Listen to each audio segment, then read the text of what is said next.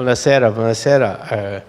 I think I'm going to start with in English because I guess it's slightly better and easier for you guys and also for me. Good evening, I'm Hanru, the director, artistic director, not the director, but because I don't deal with money, I only deal with the ideas.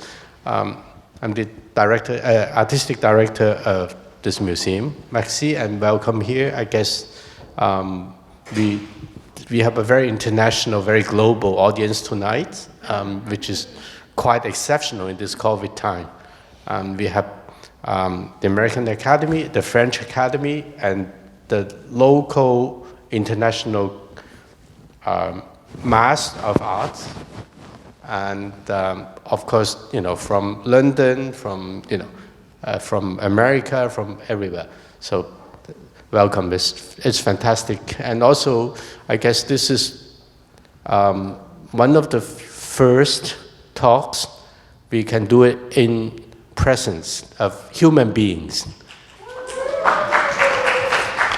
in this museum for the last 1 year or something. And then we start this talk with someone who's also extremely important as a human being and also really exceptional to have Catherine Opie here to be in our museum and to be with us after 60 years of, I was told that after 6 years of her existence, finally she made it to Rome. Yeah. And we are so happy, so honored to have her here to do this presentation. And welcome, Cathy. Thank you. Thanks so much for having me here. And it's weird not being on Zoom, right? We actually have to wear pants again. So much for just this kind of view. You're getting the whole body again experience. Yeah. So we can smell, we can feel, we can, fantastic. Exactly. Yeah. And the good news is actually we are expecting the book from Phaidon, hoping it's coming before the end of this talk, because this is supposed to be a book signing. Yeah, but there might not be a book. It's Italy. Love your country. It's fantastic. But instead of that, I think it's I guess much more interesting, much more how to say, relevant to have the artist herself to present the work rather than looking at the pages of the books. Yeah. And then if we are lucky enough, the book would come and Cathy can sign and you can bring it home and look at it again and again. So that's the idea. So Cathy, well, I guess last time I saw you was in San Francisco many years ago. Yeah, exactly, at the Art Institute. Yeah, we always thought, I was in the Art Institute, Cathy was there long before me being there, and I think that was an interesting moment for you in the 80s. I mean, I started San Francisco Art Institute in 1981 and then graduated in 85. Yeah. And so San Francisco was an incredible place to be. It's a very different city, as a lot of cities are now. Yeah. What made you to move to California? Because from here, I guess that's your first self-portrait? That is. How old were you? It was in Ohio somewhere. It is. It's my first self-portrait at the age of 9. I had asked for a camera for my birthday because I told my parents I wanted to be a documentary photographer. And, the work hasn't actually changed that much since 9. It's just become a little bit more sophisticated. And I learned how to zip my flowered pants now as well. So certain skills that come later on in life. But I always really like starting with this image because it is also performed. it's obviously incredibly performed as a self-portrait, and I obviously wanted to be thought of as a strong woman.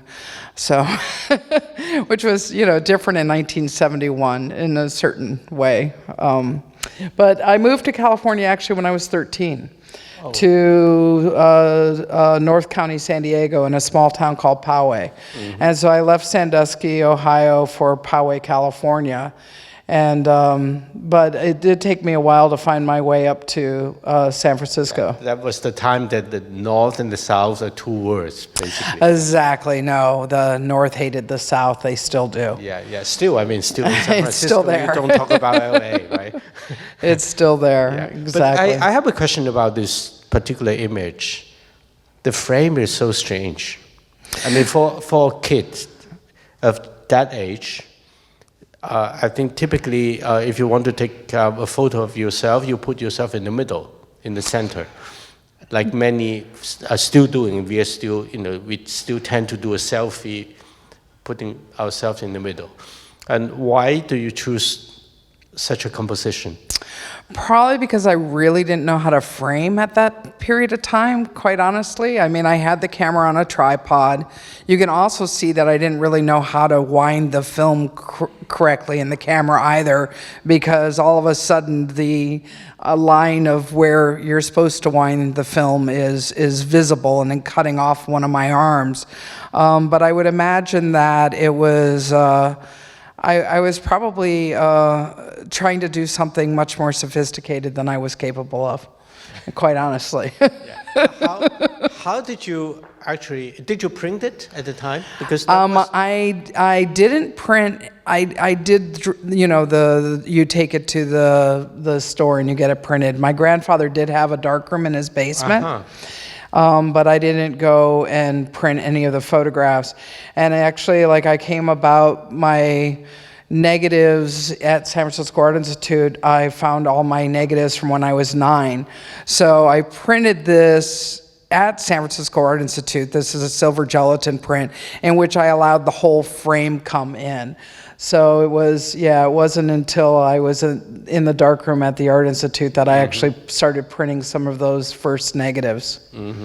Because it's really interesting that it tells a lot about how the history of photography kind of inscribed in the way you do this as a kid, and somehow there's a kind of intuitive relationship between this and the long history of image making through photography, the choice of the composition, the way how you look at the camera, and of course the role of the photographer being, and here an object, a actor. Yeah. And this is extremely interesting.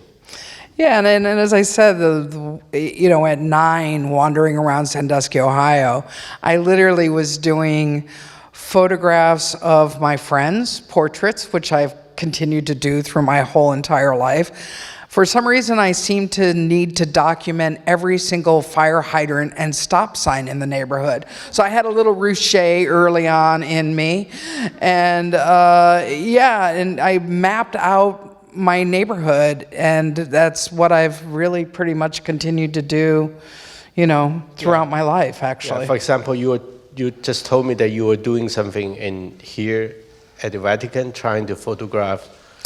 Yes. I'm embarrassed to tell everybody here, but most of them know because they're my friends from the Academy.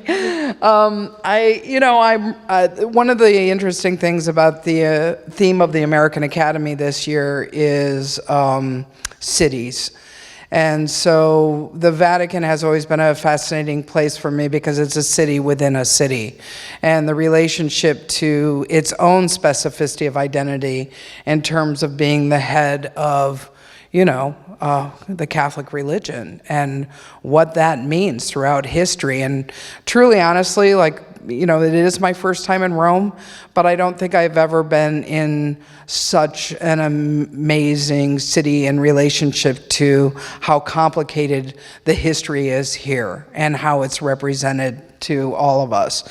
And so being, an American from Los Angeles, I do find it very difficult to do bodies of work outside of my own country. But I decided to break it down into walls, windows, and then the representation of blood in the artwork in the Vatican. But what you're seeing now is kind of going through the slideshow. This is one of the things that about the Phaidon book that I think we can go to talking about the book a little bit, because what you're seeing is not the work in chronological order. And so for the first time within this book, we were able to kind of create 3 segments, which are people, place, and politics. And then all of the work merges through that from basically starting out in 1989, or even earlier actually, with some San Francisco street photography, and it kind of goes through this. And so the earlier portraits that you see are of the queer community in the 90s. And then we go to the newest bodies, a work of portraits. And they're going fast. But this is Justin Bond from 93. And then my son Oliver in a pink tutu from a body of work I did in and around home. And all the work, I would say, and then I'll let you ask me another question and I'll be quiet, but all the work has always looked at a little bit of what I was talking to you about, of even my focus when I was 9, is that it's about the specificity of identity of community, either through the body or through the architecture, through cities, and how do cities identify. And I would say that came out really as this profound interest for me. And I actually started out really being a street photographer, kind of really thinking about John Zarkowski's kind of amazing, profound reign as MoMA's curator for so many years, and wanting to be able to make a conversation in relationship to the history of photography, but also it's pretty obvious that I'm pretty deep into the history of painting, especially Baroque painting as well. Yeah, it's really interesting when you talk about people. Who are the people? Of course, you mentioned community, queer community, and today this question is becoming even more present and much more central, let's say. But in the quite early time already, in the 80s, 90s, you already became, noticed by the art scene that as one of these first, let's say, photographers who focused on following this community, living with the community, and so on, and largely in the context of California again, but not only. But my question is actually, from your generation, what kind of relationship do you have with other artists who, for example, let's mention someone maybe a little bit older, like Nan Goldin. It's very different approach to the question, right? And there are many others. What kind of influence? What kind of let's say contextual elements that make you to choose? Yeah. No, I think bringing up Nan is a really interesting point, and we also have to think about. I graduated with my master's degree in 1989 from Cal Arts. And so it was already a conceptual school, so to speak, in terms of it was very different than San Francisco Art Institute, where I really did study with, working photographers in that way. Yeah. But, to go back to your question, I think that one of the things that is so important to me is this idea of, what does representation do? You know, and one of the things that Nan was able to do within her work was actually like really represent her life in New York City at a very specific period of time. And I think that in some ways, Nan's work fit into already a documentary mode of photography. And I think that I wanted to interrupt the kind of ideas of what documentary are in photography and how they exist. So by taking my friends and placing them like Justin Bond on a big purple background, the body is then the focus. It's the body that is the portrait. So using someone like Hans Holbein as a muse, so to speak, or not even a muse, one of the greatest painters of all times, but as a way to begin to understand the queer community through the architecture of the body in relationship to identity, versus taking like a black and white photograph in somebody's home where all of a sudden you're very aware of everything that's around them. So what happens when you kind of strip down to that essence, but also try to make very humanistic portraits of a community that even with Nan's photographs, in a certain way, it allows for a different kind of voyeurism. So the other question is, within the queer community then, what is my relationship to ideas of voyeurism within the practice of being a photographer and an image maker? And also I think it's really interesting you mentioned Holbein, and also, I guess, the reference to the European, the German, let's say, portraiture, right? But in the same time, in that period, there was also the time of, photography, conceptual photography being kind of, recognized in Europe, especially with the German, the Dusseldorf school, whatever. Well, exactly, with the Dusseldorf school, with the Beckers who just created it. How was the relationship when you were, as a young photographer, did you get to kind of connection with this kind of race of conceptual photography in that context? When I got to CalArts, I understood the picture generation in a very different way than I understood it from my days at San Francisco Art Institute.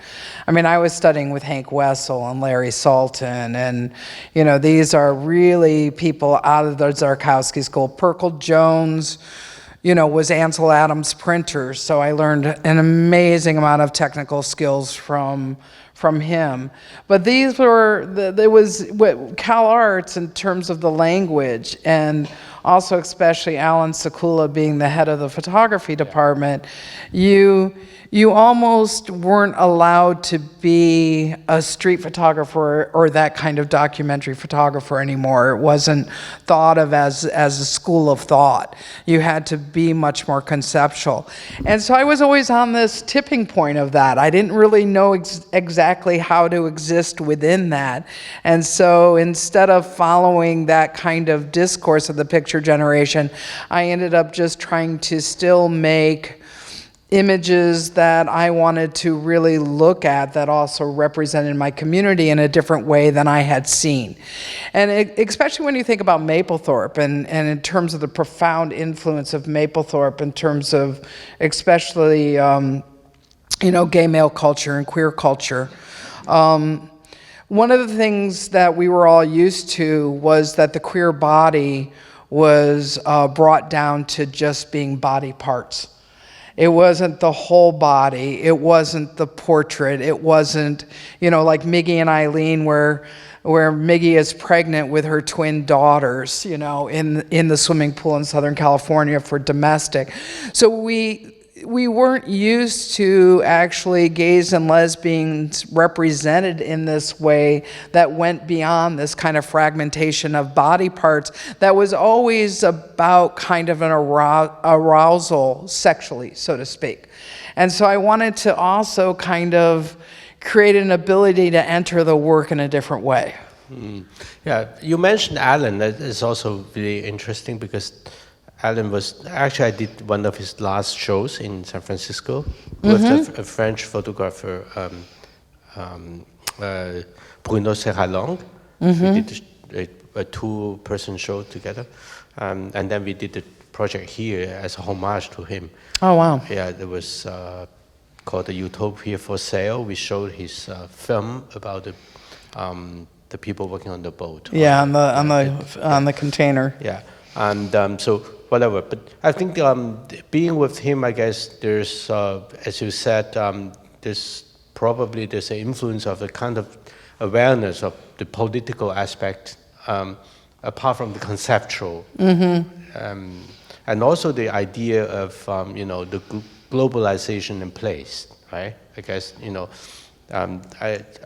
I don't know how much. Of course, it's how much this has some influences on how you choose, for example, how you photograph places. Well, it does when you get to American cities. Yeah.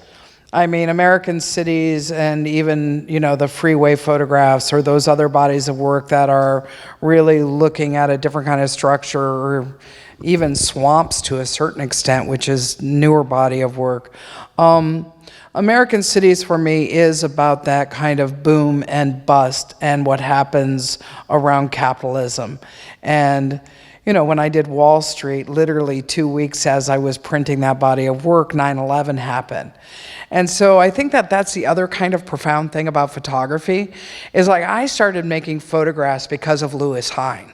Like I wrote a book report on child labor laws and that was the first time politically that laws were changed in America, was because Lewis Hine took photographs of these child laborers. And so I started out with that utterly optimistic kind of idea that you could socially change things through imaging them. And American Cities really does that very differently. And I also consider them portraits. Like the mini mall, I started out making the panoramas of the mini malls in LA. And that was, you were able to understand the kind of immigrant community of Los Angeles through how you traverse the city of the mini malls. I don't know if we have any American cities in this slideshow. Oh, there we go. There's a mini mall. Yeah, so these mini malls were a way for me to empty out a city. So these were made in about 1996, 97. And I went on to go and photograph in the same style. This is with a banquet camera. And for those of you who aren't technically know what a banquet camera is, the negatives are 7 by 17 inches in size. So it's quite a large view camera. So that when you end up, I ended up scanning these negatives and putting them to iris prints because I didn't want to do platinum prints of them, which is what I did with the freeways, because the signage was so important to be able to read, the aspect of the city. And then this is from St. Louis, actually. So this is the existing wall from the 1908 World's Fair. So this shows you my interest in the walls here in Rome, as it actually started back in 1998 in St. Louis with this existing wall. And what do we do with these histories, right? I mean, you're living in a city with the most incredible history, but what is it to represent it beyond tourism? What is it to actually begin to examine what is iconic and maybe not have been kind of distilled in that way? And so this is Minnesota, where you can walk over 10 miles downtown through skyways. So I photographed all the skyways throughout Minnesota. So to me, this is as much of a portrait as a portrait to a certain extent. Like I am interested in how the work flips on itself in that way. Yeah. Oh, go back to that one, because that was that's the bottom of the trade towers. That's 2 weeks right before 9/11 happened. Mm-hmm. And then that area is gone. And so when I was going back talking about Lewis Hine, I didn't finish what my end of my thought was, is that in my perspective in getting into photography and loving the medium, it was always about the history of it in relationship to 100 years from now. And so then what I realized in the kind of world that we're living in and things that, you know, such as 9/11 happening, that all of a sudden that whole area is, you know, decimated, that there is this incredible thing, and I think that we see it now in terms of social media too, that the immediacy of photography and its relationship to history is incredibly complicated right now. And so I'm still trying to play with that. And then, of course, Mies van der Rohe, this is Chicago. So the specificity of identity of Chicago was how they light the architecture at night. And so each American city is kind of based around these identities. And then this is a new body of work I made on Yosemite, and this is a little like, for anybody who's a Western film buff, the whole night as day kind of aspect, where they just like really like brought down the aperture in the film camera. So that was the middle of the day. So that's my little like Yosemite, like. And I photographed Yosemite in a way that Ansel Adams never would have photographed Yosemite. So that's the other key thing, is like always trying to debunk those myths. But go ahead, sorry, I'm chatting too much.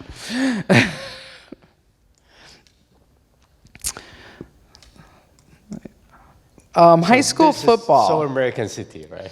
Yeah, well, high school football became this whole other thing, and it is about landscape. And how do we think about landscape photography? And so I actually call these football landscapes, because we're so used to sports photographs now only being this perspective of the 300 millimeter lens on the action of the sport. And what I really like is these in-between kind of chaotic moments that become a landscape, because wherever you go in America, there's always the high school football field.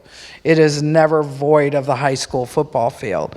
So it was another way to deal with identity in terms of a culture in America. But more importantly, when I decided to do high school football, we were in the middle of a war with Afghanistan and Iraq. And so it was, it is where if students don't have scholarship money to continue to play football in college, they don't have an ability to work in their small towns. So many of them go into the military. And so in the same way that in the early 90s I was photographing my friends as so many of them were dying from AIDS, I also really looked at the vulnerability of this community, of these high school kids. And we're not ever supposed to think that high school football players are vulnerable, because they're the ones who beat us up in high school. And so it was a really amazing moment to, again, talk about America as a structure, and also begin to make photographs of these young men that didn't look like high school football photographs, but that had a certain kind of vulnerability to them. The freeways, they're all platinum prints. They're all empty before digital photography. I don't digitally alter any of my images, even though I photograph digitally now. I don't really alter them. I'm still very interested in trying to wait and make things as I see them. But this was just, I was working at UC Irvine, and it took 5 freeways to get to work 5 days a week. And I started just thinking about their shapes. And I also thought about them in terms of historical images of Egyptian monuments. Like, what are monuments? Where do we end up with what our monuments are? And for me, in terms of LA, you know, the freeways are a certain kind of monument, especially when you can go out on an early Sunday morning and have them moments of them being empty. So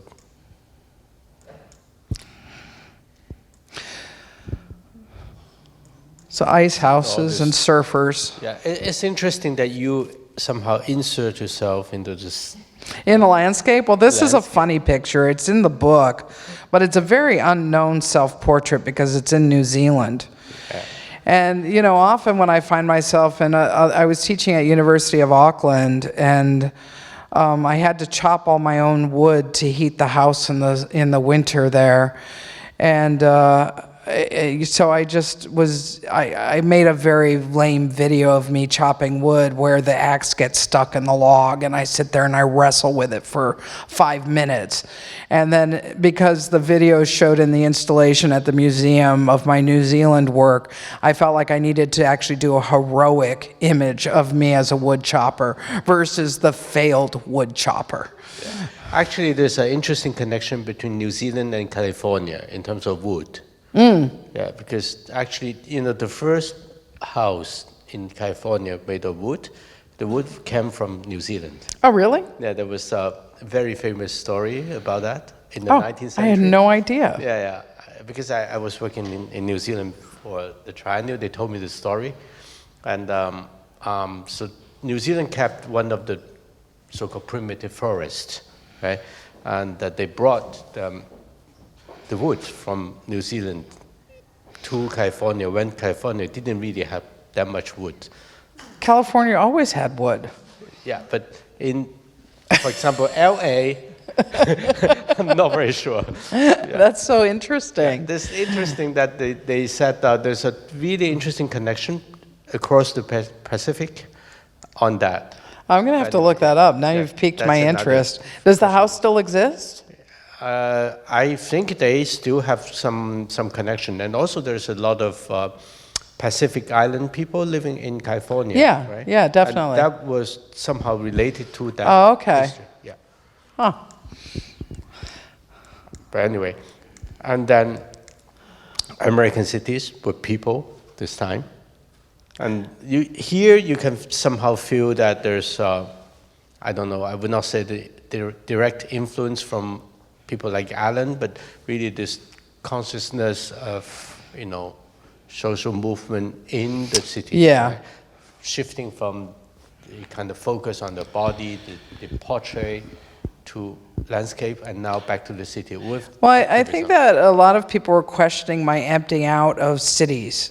And then there was this other question that bothered me. And so there were two specific questions that came my way, was like, Kathy, like every single city you empty out, and the only people you ever photograph are queers. So, like, what are you trying to do? Like, what kind of world are you trying to build? And it wasn't a world that I was trying to build at all. It was totally not, I was not conscious of that. This is titled Debate. And this is from In and Around Home, where I used Polaroids off the TV of the newscasters and stuff, and integrated it with the body of work of photographing as Bush was being reelected for his second term. And so it follows, in the sequence, it follows with a very funny photograph of Roman statues facing a bush. And so it's called, so it says debate, and then it says talking to a bush. So. This looks quite Roman. Exactly. Yeah, no, it's, I'm influenced somehow. But like the idea of talking to a bush as he debated, he wasn't known as a very, good debater, orator. And then it comes this new series of this is animation, right? Yeah, this is from a body of work that showed last year for 1 week because of the pandemic. So it showed at Regan Projects. This is an installation shot, and the body of work is titled Rhetorical Landscapes. And so going back to ideas of landscape, it's all photographs of swamps throughout Florida and Georgia. And then with it, I made these stop motion animated collages that you saw on these oversized mall monitors. So the mall monitor, I love it because it looks like an oversized iPhone.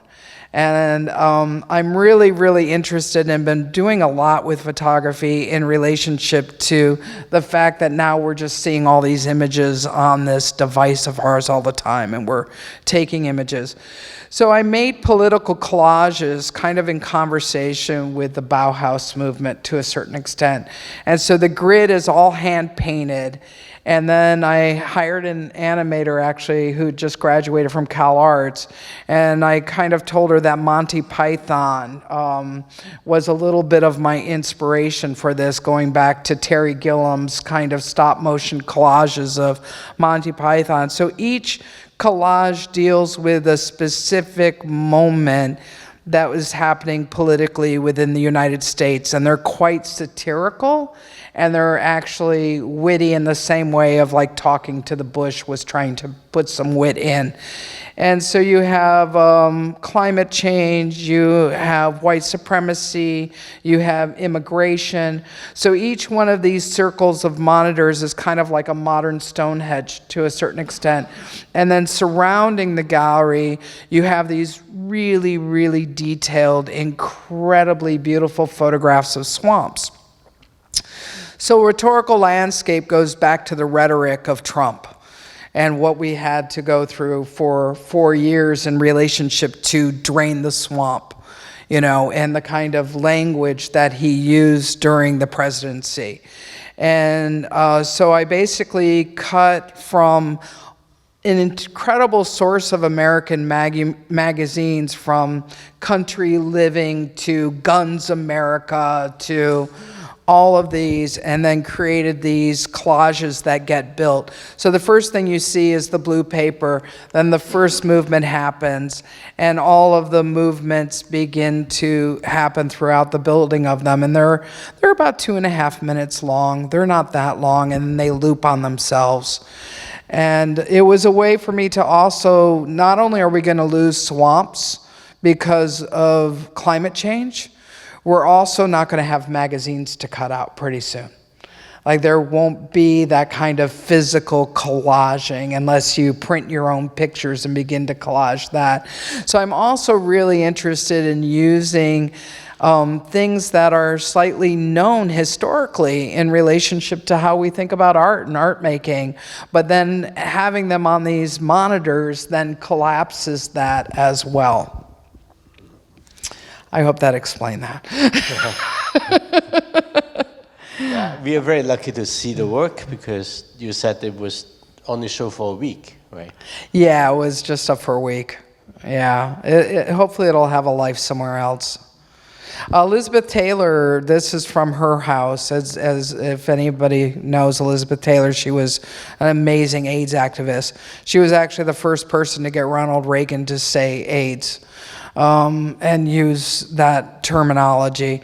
And I had 6 months in her home making a portrait of her through her belongings, which was a book I made, as well as a portfolio called 700 Neames Road. This isn't part of Elizabeth Taylor. That's a self-portrait. That's Self-Portrait Pervert that I made in 1994. But she was living for the first 3 months of the body of work and then passed. And I continued to photograph the house for 3 more months. So I was there for 6 months. Do you want to talk about Pervert? Yes. Yes. I think that's the highlight moment. I guess so. I made Pervert in 1994 as somebody who was incredibly distraught and upset with what has, you know, in terms of how AIDS had decimated my own community.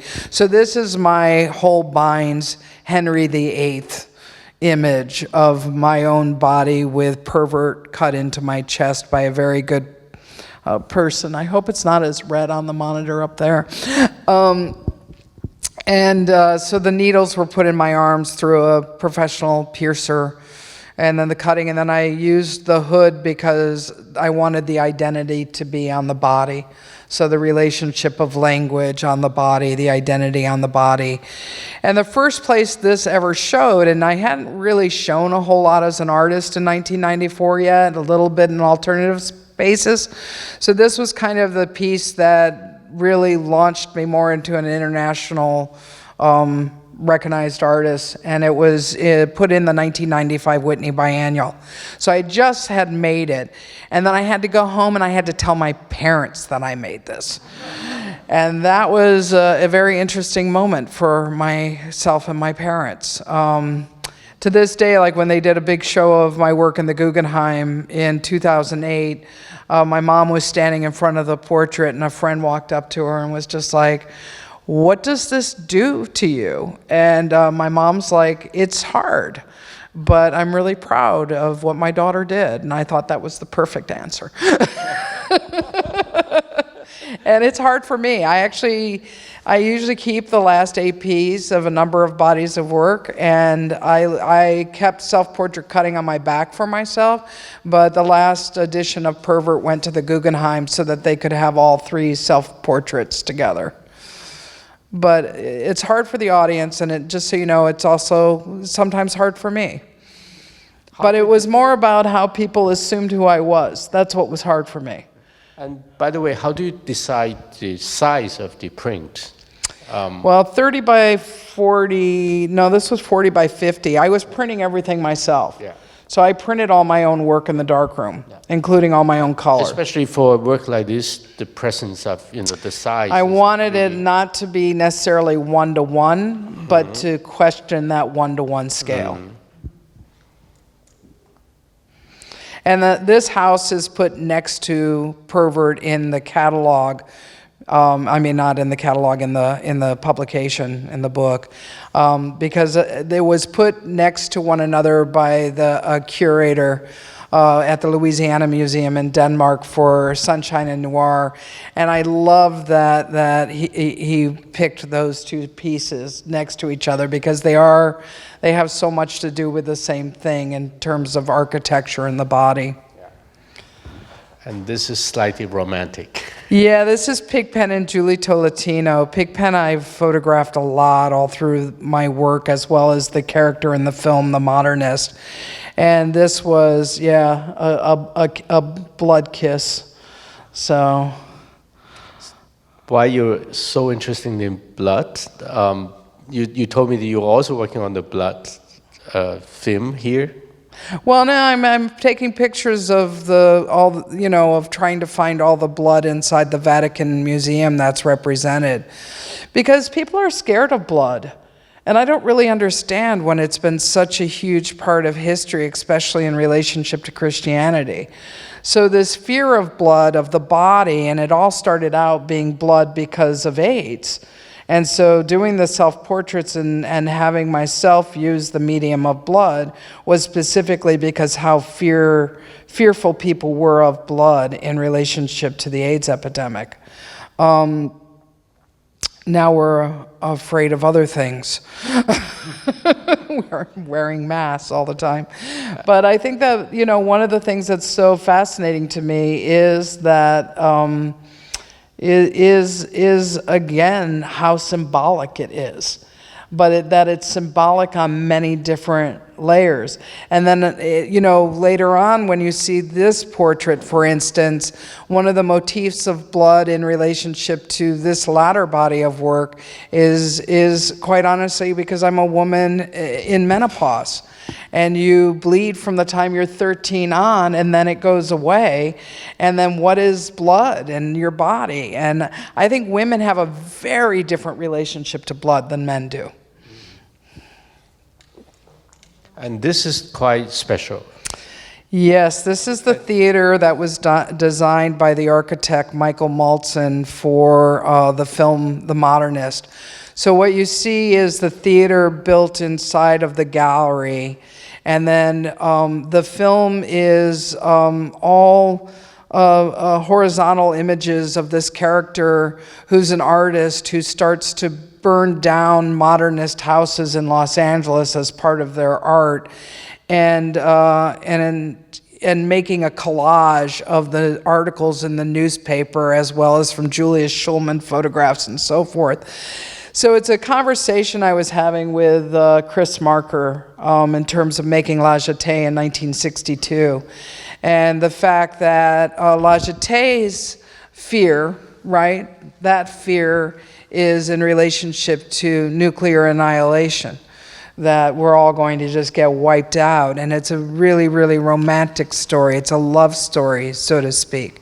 And so one of the, more iconic periods in 1962 is, of course, around modernism and architecture.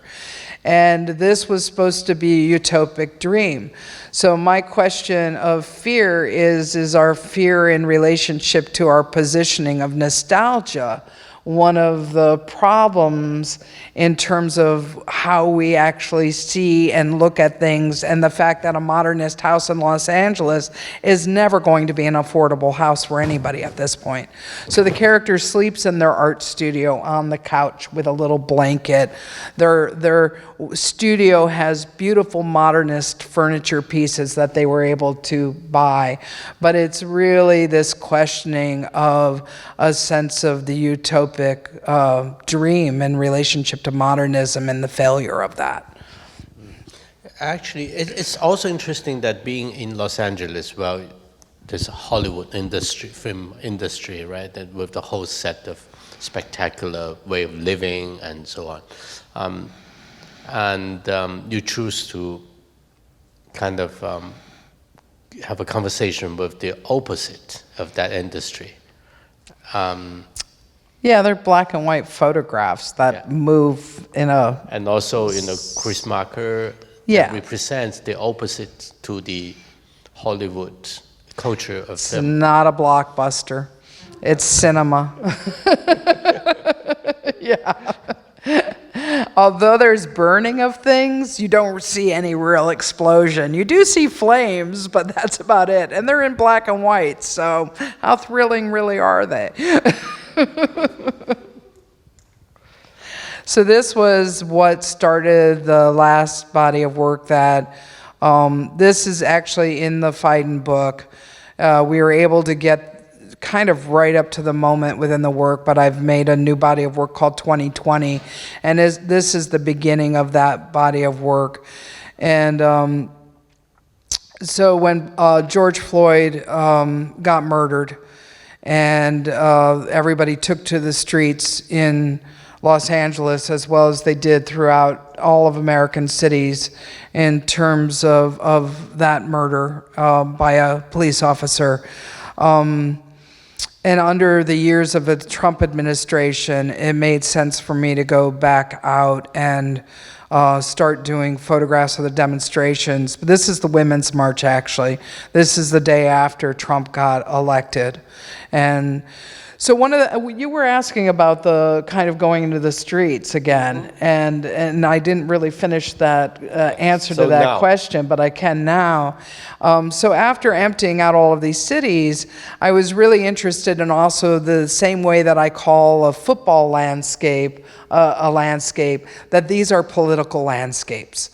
So that they're not just necessarily street photographs of marches, they end up being also part of the ideology of a landscape of protest in relationship to America. And so I wanted to fill those with people, and I photographed them in a number of ways. And actually, Berkeley has the film archive, and the museum in Berkeley, California, has an outdoor screen. And when I first photographed the marches, I did in the same way that I did the modernist, which I stood in the middle of the march and in one spot, and I would photograph counting every 20 seconds and take another picture as people passed. So it becomes this whole film. And I finally made that for Berkeley out of the different marches I had, protest marches I had attended. But then, I also wanted to make single images. So should we talk about 2020? Yes. Okay, so 5 minutes, okay. Before I We'll have do some this in questions. 5 minutes, and we'll take questions. Sorry about that, but So 2020, I've actually decided to make diptychs again of these images. And that is also the question of what is documentary photography doing right now? Like, what do we do with it as a medium? And how do we create something that is more metaphorical, so to speak, of a time versus chronological, or, kind of creating different positions? So the idea of these roots in themselves on a metaphorical level go back to ideas of roots and slavery, and in relationship to how people gather, and the monuments that have been removed, the monuments that have been shrouded, incredible Peace and Justice Memorial that was put up in Birmingham, Alabama. We have, Mike Pence had a fly on his head during the debate, and that became a huge meme. And so the other thing is, within this body of work, is allowing screenshots to happen in the same way I did Polaroids off the TV. So I wanted to pair things together that weren't necessarily in the same place. For example, this is Breonna Taylor's memorial, who was also killed by police officers in her home. They busted through her home and shot her to death. And then this is the Robert E. Lee Monument in Virginia, which has become an activist site. So the idea of beginning to pair these together also break apart that kind of photojournalistic experience of how you think about work, where you can no longer just caption it with one easy caption, but that we are able to kind of look at these gestures of me driving by and a pile of burning rubbish, and then underneath, an area that's also circular, that once was a monument that was removed, but now have these gates in front of the removed monument. So kind of tracking history and 2020 in itself, of what a complicated year it's been. Through the pandemic, but also in terms of continued white supremacy within my country, and trying to make a body of work. So this piece that you're seeing now was the first piece that I made, and they're 74 inches tall as photographs, but it's titled Monument/Monumental, all in lowercase. And you have these abstract photographs of national parks of all water. And in the middle of it, you have the in focus Robert E. Lee Monument.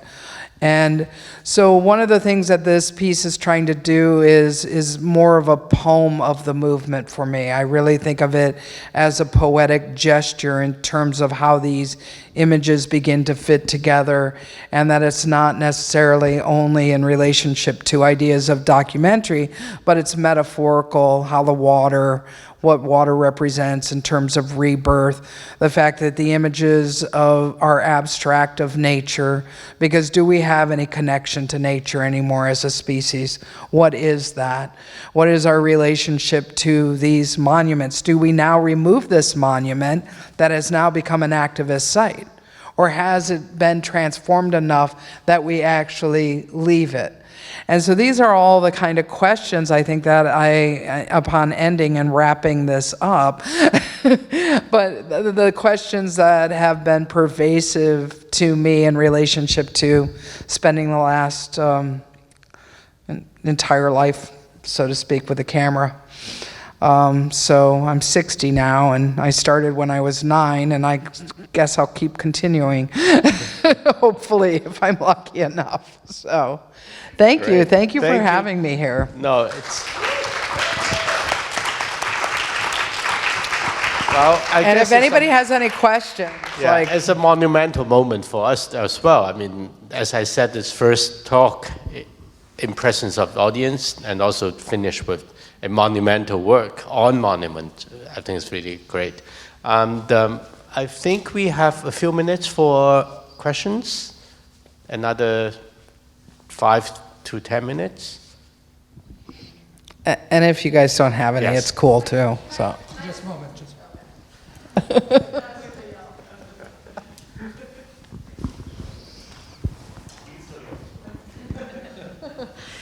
So Kathy, I wanted to ask you, I noticed that so many of your portraits are so colorful, and then you have these works of cities that tend to be more black and white. So what is your process of deciding what to photograph in color versus what to photograph in black and white? How do you make that distinction? Yeah, I think that when I did American Cities, it was partially the availability of the film. The 7 by 17 inch negatives you would have to buy a whole palette from Kodak to be able to have color film. And I also wasn't actually interested in being in color because after doing freeways in black and white and panoramic, I wanted to keep that. And for me, black and white really is about democracy. It's about the fact that something red in a mini mall is automatically going to grab your eye. But if you can look at everything within a grayscale, so to speak, there's a different way that you enter that space.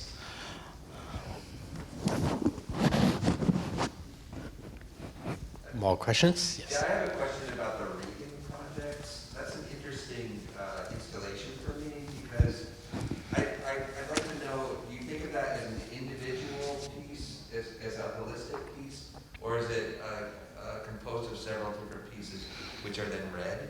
It seems like even in this new work, and in your Cleveland, Yeah, in the Cleveland Clinic. that there's this interesting composite of a series of images rather than reading the image as an individual piece. Can you talk a little bit about that?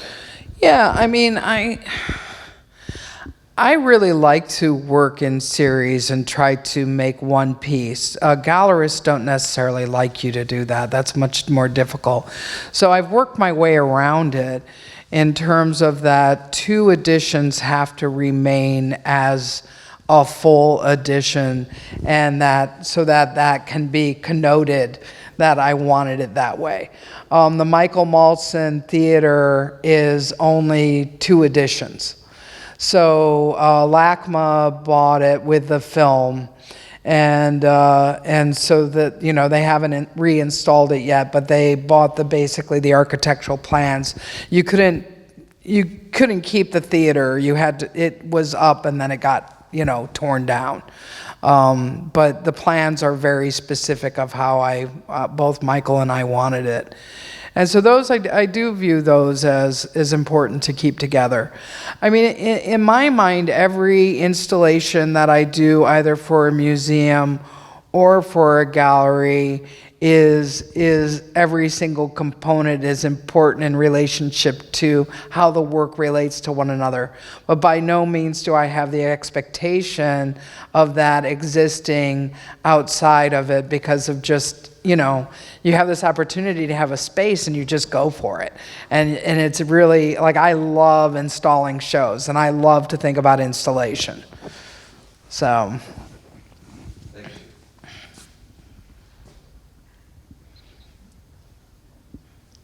Last question. 1 second, please.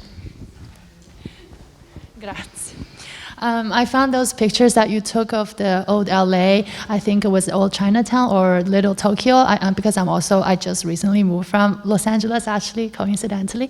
And then you talked about it marked a kind of nostalgia when you look at it, was kind of like a timestamp of an old age that won't come back in terms of landscape. And then I guess for us who study art history, and what we know most about your works are, like you said, the queer sequences of the 70s, 90s, I believe. Mm-hmm. And then in terms of those kind of communities, when you look back, now that the gay marriage and all the political landscapes have opened up in California and a lot of places in America, like, do you also see what kind of sensation do you look back on those old times of taking pictures of those communities? Like, is there a difference? Is there special sensation among those people, or in other words, are you optimistic about the future, or like optimistic about the future? I mean, just what do you think about your work when you're still portraying your friends and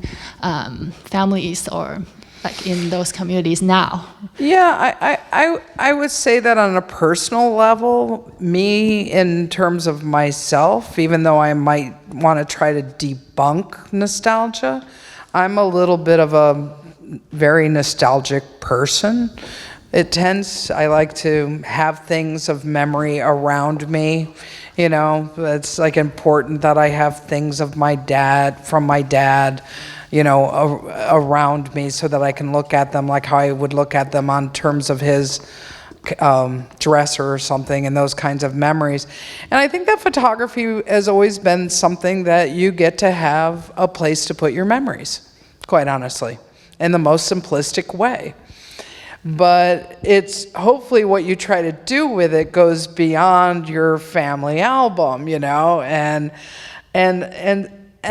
you know, I don't look back at my friends in the 90s in a nostalgic way because it was so fraught with death. I mean, it was a horrible time for my community, and the amount of loss that I experienced in that period of time in my 20s and in early 30s was something that I had never imagined that I would experience. So the work for me is really more about honoring my community. And I think that one of the other aspects of it that I've learned now at being older and having so many years now being able to, you know, exhibit my work, which has been an incredible honor, is how much it meant for other people who were younger, especially in terms of a queer community. And I'm always so blown away by people who come up to me and say, you know, I saw your Guggenheim show when I was 12 years old and it made me feel like I was going to be okay in the world. And that's an incredible honor to be able to participate in my own life in an honest way and have people follow along. And I feel like it really truly is an incredible gift and an honor.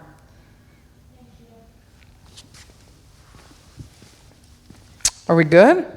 Yeah, thank you. Thank you so Thanks, much. you guys. I have to say, you know, there's not such a good news yet. Oh, the book books didn't are come? not here, but the good news is I have an excuse to get you guys back to get a book one day. Very soon, maybe tomorrow. Okay. And I would have the honor to have Kathy, if you're still in town, to come back. Yeah, I'll to come sign back and the I'll books, sign and you them. guys I'll come go back and sign all the books. Really? Wow, okay. Yeah. So- I'm here till Friday, so if they get the books, you know, by Friday the 11th, don't worry, I'll be here and I'll sign them. So be patient a little bit, and a good excuse for you to come back. Thank you again. Thank you.